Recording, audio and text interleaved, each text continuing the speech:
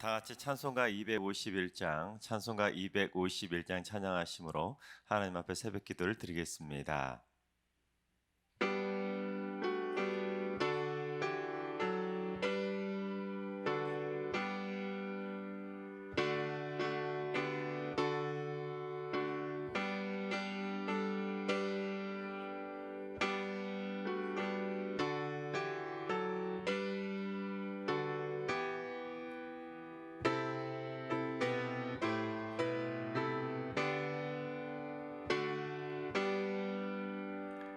놀랍다 주님의 큰 은혜, 우리의 죄를 속하시려 갈보리 십자가 위에서 어린 양 보혈을 흘렸네. 주의 은혜 우리의 죄를 다시 섰네. 주의 은혜 우리의 죄를 다시 섰네. 죄악은 성난 파도같이 우리 영혼을 위협하나 헤아릴 수 없는 주님 십자가에서 보이셨네. 주의 은혜 우리의 죄를 다시 섰네. 주의 은혜 우리의 죄를 다시 섰네. 죄악에 물든 영혼들을 주께서 피로 씻으시네. 지금도 흐르는 그 피에 눈보다 더 이게 씻으라. 주의 은혜 우리의 죄를 다시 섰네. 주의 은혜 우리의 죄를 다시 섰네. 피할 수 없는 그 은혜를 믿는 자에게 거저주네. 형제여 주 앞에 나와서 거짓죄 말고 곱하으더라. 주의 은혜 우리의 죄를 다시 섰네. 주의 은혜 우리의 죄를 다시 섰네. 아멘. 이 시간 다 같이 한마음 한뜻으로 기도하며 나아가시겠습니다.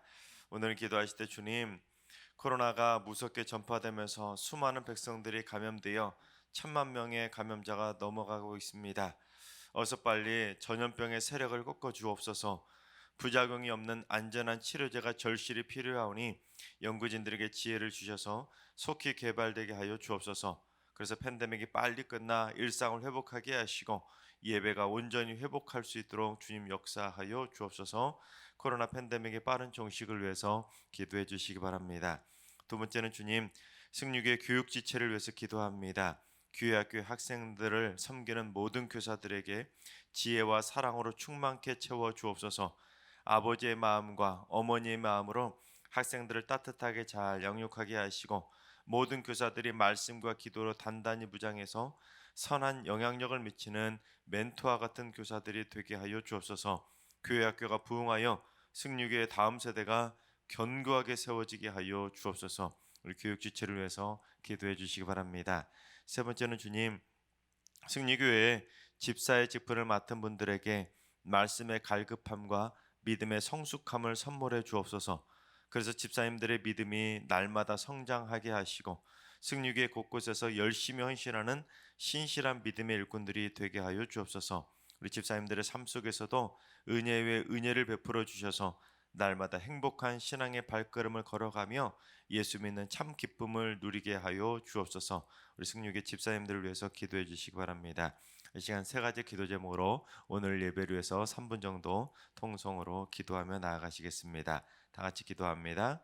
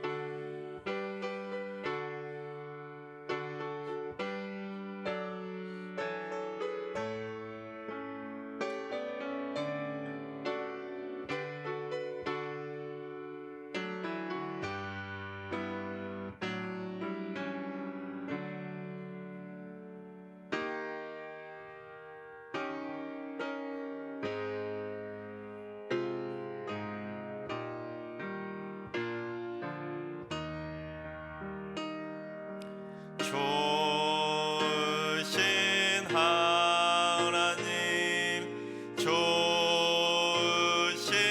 하나님, 참 좋으신 나의 하나님,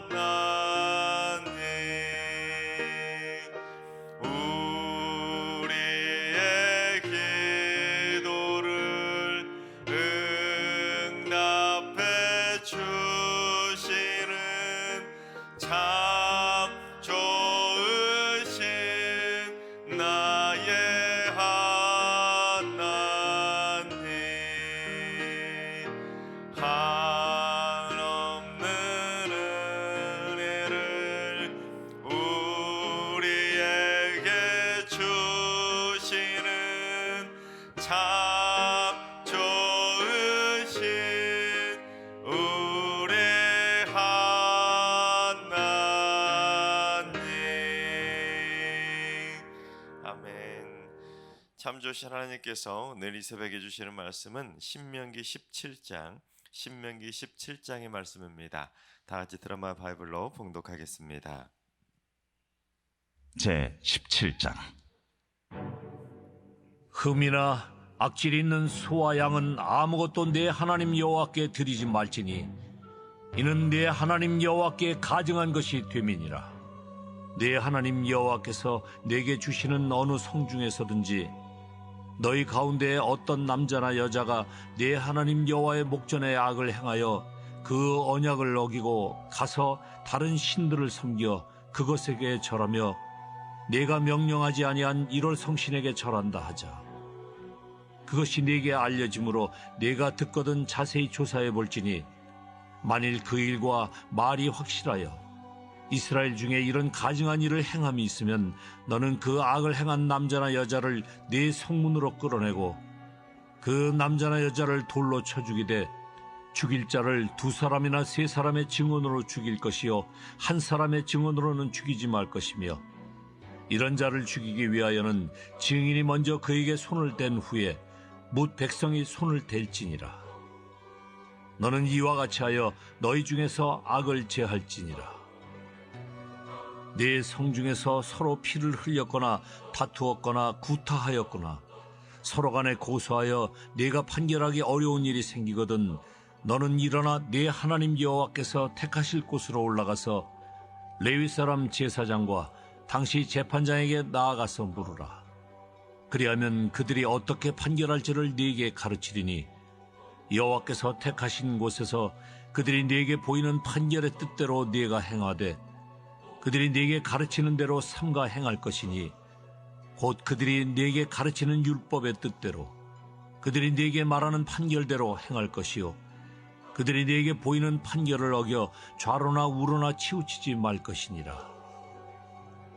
사람이 만일 무법하게 행하고 내 하나님 여호와 앞에 서서 섬기는 제사장이나 재판장에게 듣지 아니하거든 그 사람을 죽여 이스라엘 중에서 악을 제하여 버리라.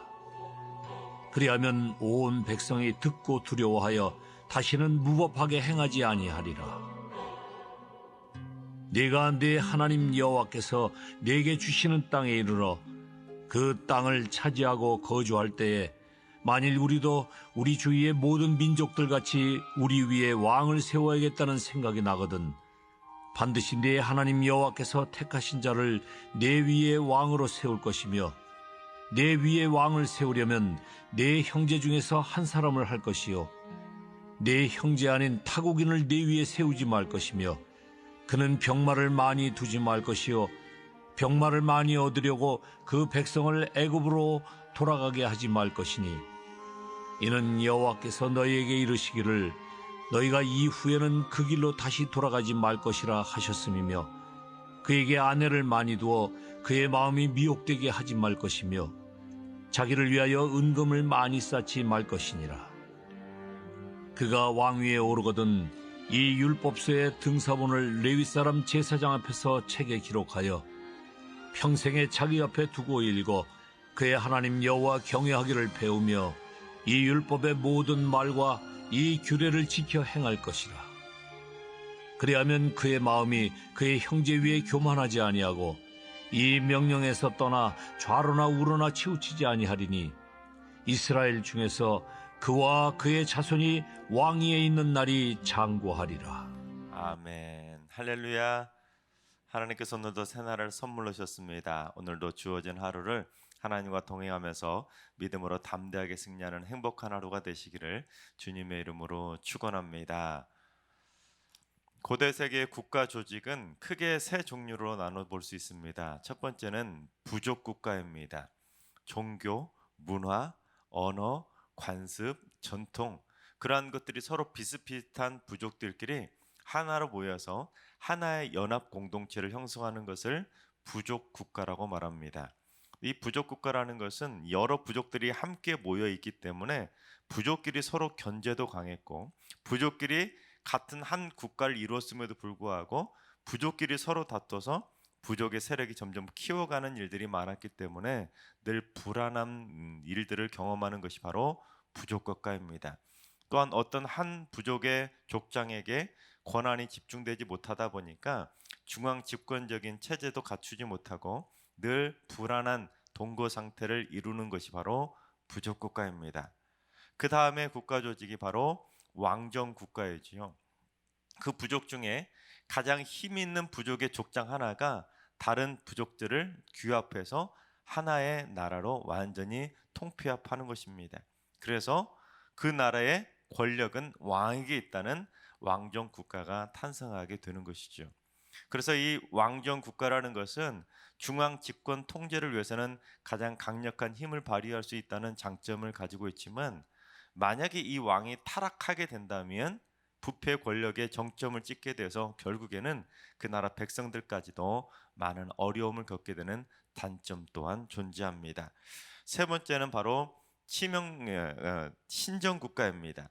자신의 왕권이 신으로부터 부여받았다는 그러한 타당성과 그러한 정당성을 확보함과 동시에 신에게 제사를 드리는 제사장으로 하여금 그 왕권에 대한 견제를 하도록 하는 국가가 바로 신정 국가입니다. 하지만 이 신정 국가도 타락한 제사장이 왕권과 결탁하게 되면 결국에는 그 왕은 무소불위의 권력을 휘두르게 되기 때문에 오히려 왕정 국가보다 더 타락한 국가를 만들 수 있는 것이 바로 신정 국가입니다.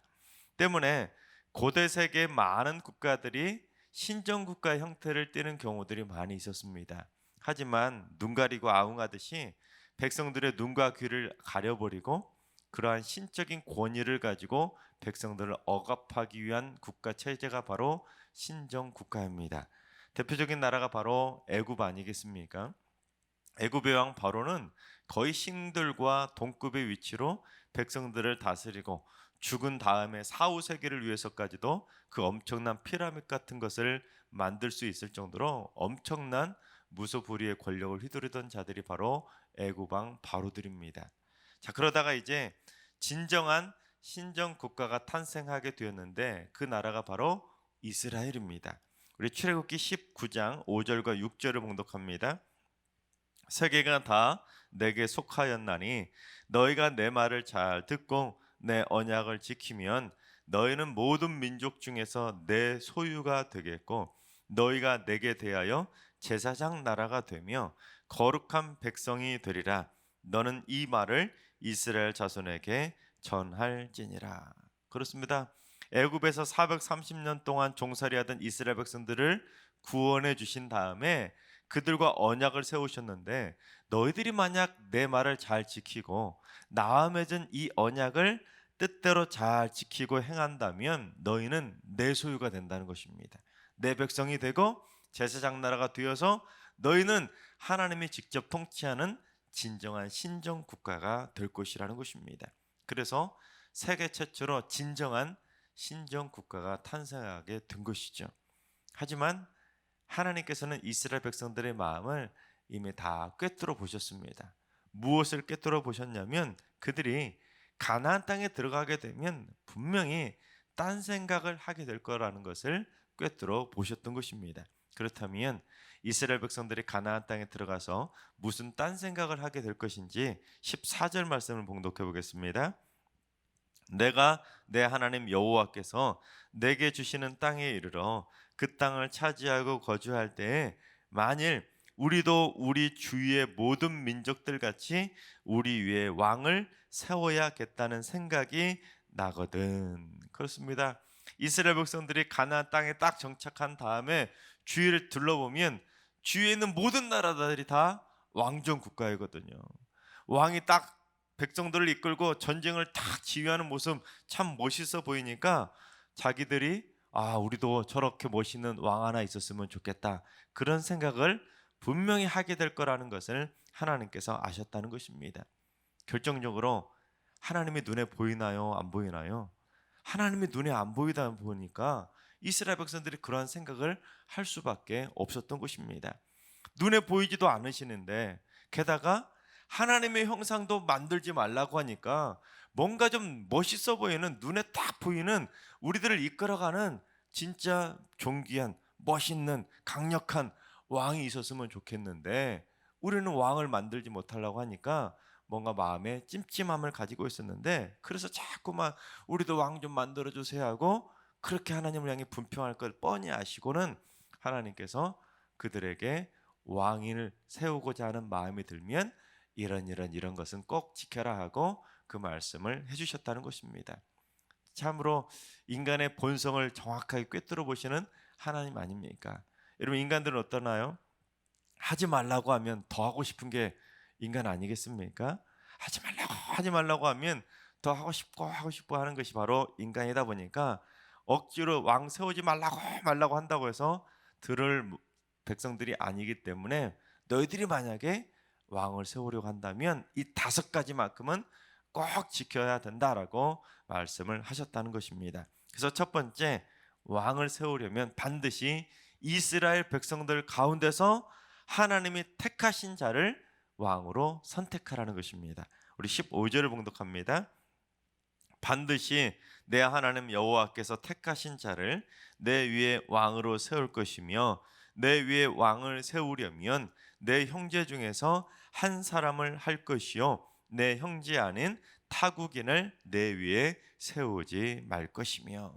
즉 왕을 세우려면 반드시 타국인이 아니라 이스라엘 백성들 중에서 왕을 선택하라는 것입니다. 왜냐하면 이스라엘 백성들 아닌 다른 이방 백성 중에서 왕을 세운다는 것은 하나님의 백성이라는 정체성을 망각하는 것이기 때문입니다.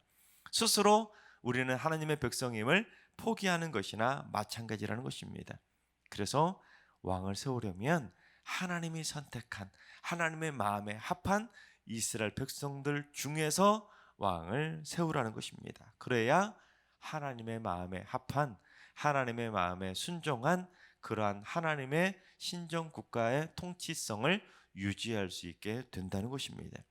두 번째 명령은 병마를 많이 두지 말라는 것입니다. 우리 16절을 봉독합니다. 그는 병마를 많이 두지 말 것이요 병마를 많이 얻으려고 그 백성을 애굽으로 돌아가게 하지 말 것이니 이는 여호와께서 너희에게 이르시기를 너희가 이후에는 그 길로 다시 돌아가지 말 것이라 하셨음이며. 당시 고대 근동 지방에서 말의 주산지는 애굽이었습니다. 그렇다 보니까 말을 구하려면 어디로 가야 될까요? 애굽으로 사기 위해서 자꾸 애굽을 들락거리지 않겠습니까? 그렇다 보면 말만 가져오겠습니까? 애굽에 있는 많은 우상들과 잘못된 문화들까지 다 유입할 수 있기 때문에 병마를 많이 갖겠다고 함부로 애굽을 들락거리지 말라는 것입니다. 무엇보다도 병마를 많이 둔다는 것은 군사력을 키운다는 것으로 하나님을 의지하는 것이 아니라 이제는 하나님 필요 없습니다. 우리는 얼마든지 병마를 많이 가지고 있으니까 우리 힘으로 이제 적들과 싸우겠습니다 하고 하는 하나님이 필요 없다고 생각하는 것에 빠질 수 있기 때문에 병마를 많이 두지 말라는 것입니다. 세 번째는 아내를 많이 두지 말라는 것입니다. 우리 17절을 봉독합니다. 그에게 아내를 많이 두어 그의 마음이 미혹되게 하지 말 것이며 자기를 위하여 은금을 많이 쌓지 말 것이니라. 고대 왕들은 유력한 인사들이나 이웃 나라의 왕들하고 무슨 결혼을 하죠? 정략 결혼이라는 걸 하게 됩니다.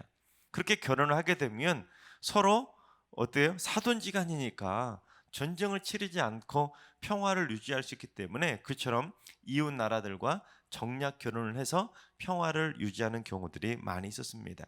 하지만 그러다 보면 이방 나라의 아내를 맞아야 보면 그 이방 나라의 아내가 가지고 있던 그들의 타락한 문화, 타락한 우상들을 자연스럽게 유입하게 되면 결국 이스라엘도 타락하고 우상을 숭배할 수 있기 때문에 아내를 많이 두지 말라고 금지했던 것입니다. 그런데 북이스라엘이 누구를 아내로 맞이합니까? 이세벨을 아내로 맞이하면서 이세벨의 부모가 섬겼던 바알과 아세라를 이 땅 가운데 유입시키고 말았다는 것입니다. 특별히 솔로몬이 그렇게 수많은 이방 여인들과 결혼하는 것을 많이 하다 보니 수많은 이방 그러한 우상들을 유입하게 되었는데 솔로몬이 시돈의 여신인 아스다롯도 유입시켜 버렸고 암몬 사람의 밀곰도 유입시켜 버렸고 모압의 우상이었던 그모스와 몰레까지도 유입시켜 버렸습니다. 왜냐하면 솔로몬은 아내만 700명, 후궁만 300명, 도합 아내가 여자가 1000명이나 될 정도로 그렇게 많다 보니까 이방의 수많은 잘못된 타락한 문화와 이방의 우상들을 다 유입시키다 보니 결국 나라가 두둥강 나는 결정적인 계기가 되고 말았다는 것입니다. 그래서 아내를 많이 두지 말라는 것은 또 어떤 의미가 담겨 있냐면 가족들까지도 왕만 거룩하다고 되는 것이 아니라 가족들까지도 정결하고 거룩해져야 그 나라가 하나님의 뜻대로 바로 세워진다라는 것을 말씀하고 있는 것입니다. 네 번째는 은금을 많이 쌓아두지 말라는 것입니다. 왕이 부귀영화에 눈이 멀게 되면 부정축제하는 일에만 집중하게 됩니다. 그러다 보면 민생은 뒷전으로 내팽개치고 무조건 돈 얻기 위해만, 돈을 축적하는 것에만 급급하다 보면 결국 백성의 삶은 피폐해질 수밖에 없는 것입니다. 그래서 왕이 은금을 많이 쌓아두려고 돈에 눈이 멀어서는 안 된다라는 것을 말씀하고 있는 것입니다. 하나님께서는 그처럼 왕이 절대로 해서는 안 되는 네 가지를 말씀하신 다음에 가장 중요한 마지막 다섯 번째를 말씀하셨는데, 다섯 번째가 뭐냐면 왕은 평생에 하나님의 말씀을 옆에 두고 그 말씀대로 지켜야 된다라는 것을 말씀하셨습니다. 우리 19절과 20절을 봉독합니다. 평생에 자기 옆에 두고 읽어 그의 하나님 여호와 경외하기를 배우며 이 율법의 모든 말과 이 규례를 지켜 행할 것이라. 그리하면 그의 마음이 그의 형제 위에 교만하지 아니하고 이 명령에서 떠나 좌로나 우로나 치우치지 아니하리니 이스라엘 중에서 그와 그의 자손이 왕위에 있는 날이 장구하리라. 그렇습니다. 왕과 지도자는 하나님의 말씀을 늘 곁에 두고 그 말씀대로 살려고 몸부림치며 하나님의 말씀을 의식하며 살아가야 무엇하지 않느냐? 교만하지 않는다라는 것입니다. 자기 마음대로 백성을 통치하거나 교만해서 하나님 무서운 줄 모르고 두려운 줄 모르고 교만해진다면 목이 곧은 왕이 되어서 결국에는 백성들을 망치는 왕이 될 수밖에 없다는 것입니다. 그런데 하나님께서 왕을 두려고 할 때 금지시켰던 이 다섯 가지 명령은 사실 오늘날 우리가 이 나라의 대통령과 위정자들을 위해서 기도할 때 반드시 염두에 두고 기도해야 될 기도 제목이라고 할 수가 있습니다. 그래서 앞으로 계속해서 이 땅의 모든 대통령도 하나님의 마음에 합한 자, 하나님이 선택해 주시는 대통령, 위정자들이 선택될 수 있도록 우리 나라와 민족을 위해서 기도해야 된다는 것입니다. 또한 대통령만 바로 서는 것이 아니라 대통령의 아내와 가족들까지도 하나님의 공의와 정의를 실천하며 부정축제를 하지 않는 청렴한 대통령과 위정자와 그들의 가족들이 될 수 있도록 기도해 주셔야 됩니다. 여러분, 얼마나 가족형, 권력형 비리들이 많이 벌어집니까? 참 부끄러운 나라가 되어가고 있는데 이 나라의 대통령과 위정자들뿐만 아니라 그의 가족들까지도 청렴결백한 부정축제를 하지 않고 은금에 눈이 먼 위정자들이 아니라 깨끗하고 청렴한 위정자들이 될 수 있도록 기도할 수 있기를 바랍니다. 무엇보다도 하나님의 말씀을 늘 곁에 두고 말씀을 거울 삼아서 백성들을 말씀의 뜻에 비추어서 바르게 통치하는 하나님을 경외하는 위정자가 될 수 있도록 기도하시기 바랍니다. 그래서 대통령과 위정자들이 우상을 숭배하지 않고 좌로나 우로나 치우치지 않고 교만하지 않는 대통령, 교만하지 않는 위정자들이 되어서 이 나라와 이 민족이 오직 하나님이 통치하시는 하나님의 나라가 되어질 수 있기를 주님의 이름으로 축원합니다. 기도하겠습니다. 온 열방을 통치하시는 하나님, 이 나라와 이 민족의 미래를 하나님께서 통치하여 주옵소서. 대한민국이 하나님이 다스리시는 하나님의 나라가 되게 하여 주시옵소서. 이를 위해 앞으로 대한민국의 대통령은 물론 국회의원과 광역단체장 등 모든 지도자들을 하나님의 마음에 합한 자들로 세워 주시옵소서. 부정부패나 부정축제, 또한 우상숭배, 탐욕과 교만과 거리가 먼 오직 청렴하고 지혜로운 지도자들이 세워지게 하여 주옵소서. 그래서 대한민국의 대통령과 위정자들이 국민은 물론 전 세계로부터 칭찬받는 지도자들이 되게 하여 주시옵소서. 다시는 이 땅에 가족들과 권력형 비리를 일삼는 부정 축체를 일삼는 악한 지도자들이 절대로 나오지 아니하도록 주님 늘 언제나 이 땅의 지도자들을 눈동자처럼 붙잡아 주시옵소서. 이제는 우리 주 예수 그리스도의 은혜와 하나님 아버지의 만극하신 사랑하심과 성령님의 충만하신 역사하심과 교통하심이 대한민국의 지도자들을 하나님께서 친히 세워주시기를 사모하는 모든 성도들과 가정과 일터와 승리교와 이 나라와 민족 위에 이제로부터 영원까지 항상 함께 하시기를 간절히 축원하옵나이다. 아멘. 이제 주신 말씀과 개인 기도 제목을 가지고 충분히 기도하며 나아가시겠습니다. 오늘은 기도하실 때 주님, 승리교회 성도들이 나라와 민족을 위해서 기도하는 기도의 백성이 되게 하여 주옵소서. 매일매일 기도할 때마다 개인적인 기도에만 머무르는 것이 아니라 기도의 지경을 넓혀서 나라 민족을 위해서 기도하고 백성의 지도자들을 위해서도 기도하는 기도의 백성들 되게 하여 주옵소서. 하나님이 다스리시는 나라를 꿈꾸게 하시고 복음의 말씀에 입각한 바른 신앙으로 무장해서 이념이나 사상에 휘둘리는 신앙이 아니라 하나님의 말씀이 신앙의 가장 최우선 가치가 되는 삶을 살게 하여 주옵소서. 두 번째는 주님, 오늘 하루도 환우들과 연로하신 어르신들과 사랑하는 자손들 모두 오늘 하루도 주님과 동행하는 행복한 하루가 되게 하시고 장중의 발로 굳건하게 붙잡아 주옵소서. 새벽제단 쌓는 분들이 나라와 민족을 위해서 날마다 기도하는 새벽기도의 용사가 되게 하시고 새벽기도를 통해 하늘의 문을 여는 축복의 통로들이 되게 하여 주옵소서. 마지막으로 주님, 저희 모두가 칭찬받는 행함의 삶을 통해서 살아있는 믿음의 삶을 살아가게 하시고 저희들의 삶을 통해서 이웃에게 칭찬받는 삶이 되어 전도의 지경이 넓어지는 축복의 삶을 살게 하여 주옵소서. 기도로 거룩한 주일을 준비하게 하셔서 승리의 모든 성도들이 말씀 듣는 것을 빠뜨리지 않고 신령과 진정으로 주일을 성숙해 하여 주시옵소서. 다 같이 주신 말씀과 여러분의 기도 점을 가지고 충분히 기도하며 나아가시겠습니다. 다 같이 기도합니다.